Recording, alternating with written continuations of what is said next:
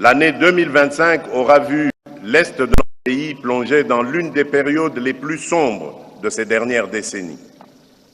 Dès les premiers mois, la coalition AFC M23, bénéficiant du soutien direct de l'armée rwandaise, a déclenché une nouvelle offensive d'envergure, s'emparant notamment de Goma et de Bukavu et étendant son emprise de terreur sur de vastes portions des provinces du Nord et du Sud Kivu.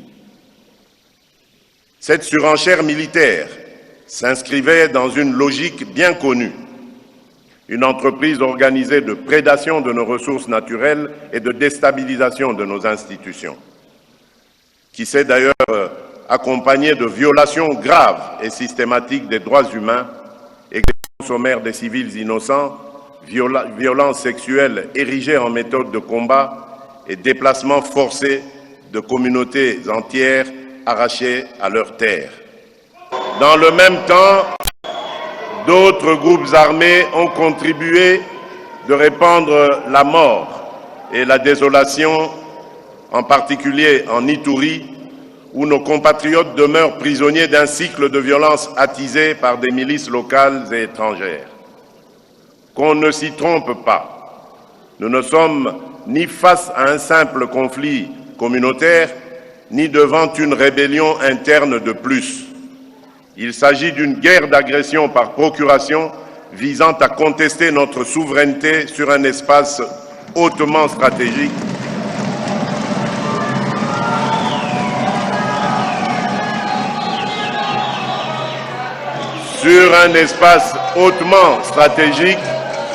riche en minerais critiques et en potentialités économiques déterminantes pour l'avenir de notre nation.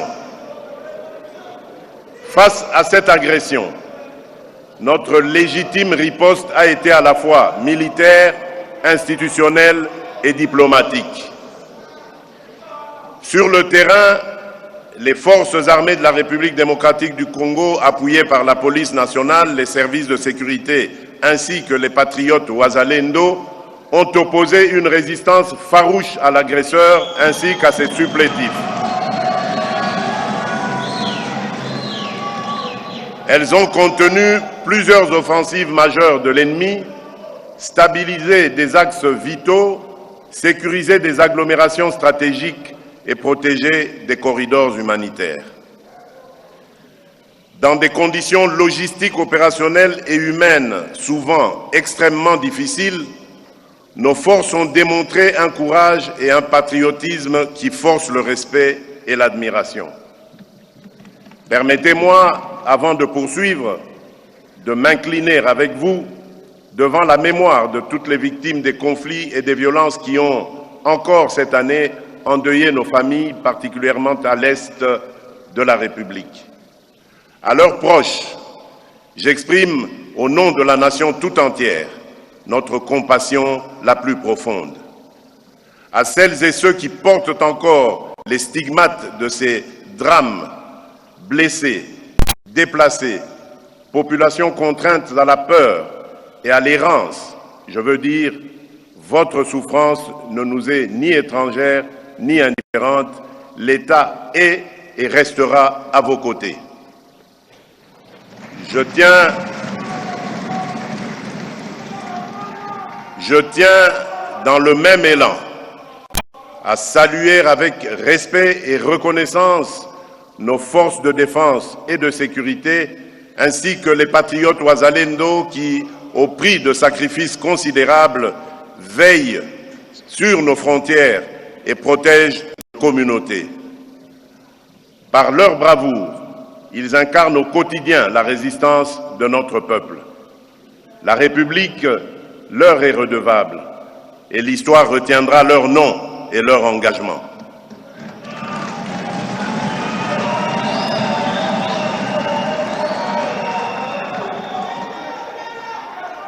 En leur honneur, je vous invite à vous lever et à observer un moment de recueillement.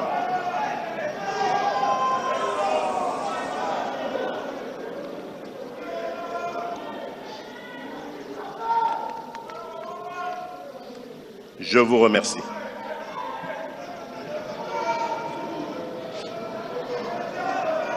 Mes très chers compatriotes, tenant compte à chaque fois de la dynamique changeante du théâtre des opérations, j'ai engagé une reconfiguration en profondeur de notre dispositif de défense avec la réorganisation de certains commandements opérationnels, le redéploiement de moyens sur les fronts prioritaires, le renforcement du renseignement et une lutte résolue contre les réseaux de contrebande qui financent la guerre.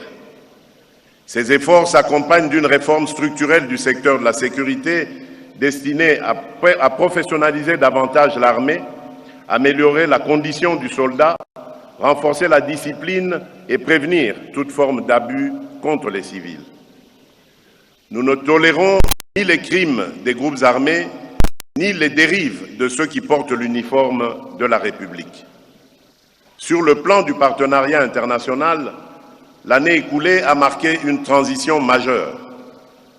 Conformément à la demande que nous avions formulée et au plan de désengagement adopté par le Conseil de sécurité des Nations Unies, la MONUSCO a mis fin à ses opérations au Sud Kivu en 2024, recentrant progressivement son mandat sur le Nord Kivu et l'Ituri avant de marquer une pause dans le retrait pour permettre une réévaluation de la situation sur le terrain. Parallèlement, la mission de la Communauté de développement de l'Afrique australe, la SADC, en République démocratique du Congo, déployée à la fin de l'année 2023 pour appuyer la stabilisation de l'Est, a achevé son mandat en mars 2025, confirmant, s'il en était besoin, que nul dispositif externe ne peut se substituer durablement à la responsabilité première de l'État congolais dans la protection de son territoire et de sa population. Ces évolutions ne traduisent aucun repli sur soi. Elles marquent plutôt un choix assumé, celui de passer d'une logique d'assistance sans horizon à une souveraineté renforcée, en consolidant nos capacités nationales et en coopérant avec nos partenaires dans le plein respect de notre Constitution et de nos lois.